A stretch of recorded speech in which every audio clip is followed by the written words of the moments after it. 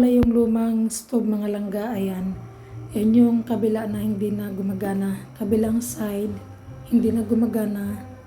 And then yan, okay pa yan siya. Yung kabila lang, hindi na siya pwedeng gamitin.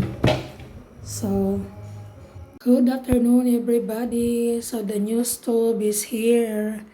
Ayan. Imaw na to ang new stove.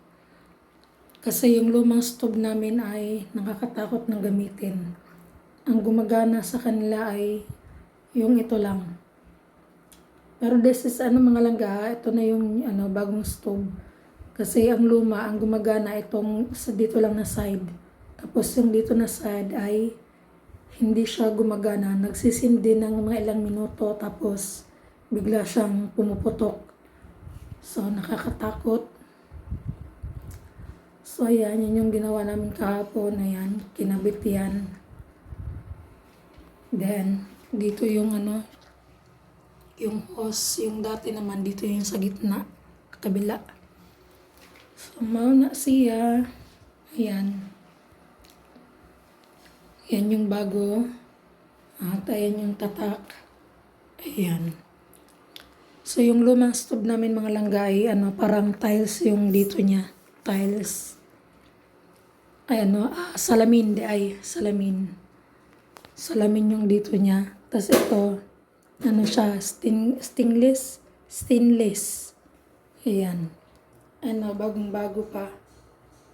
Ayan. So, muna, ato ang new stove. Tapos, ang, nito mga langga, ang taas nito, doble. Kasi yung luma namin hanggang dito lang. Hanggang dito yung ganito lang kataas ba? Ganito kataas. Tapos ito doble. Doble ang taas niya o ganyan. Yung dati kasi ganun lang siya kalahati nito.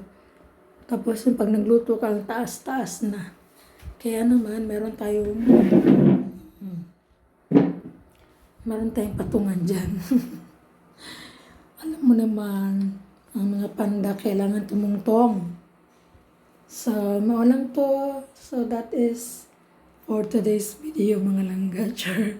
Nag-vlog ang paus. Thank you for watching. God bless you all.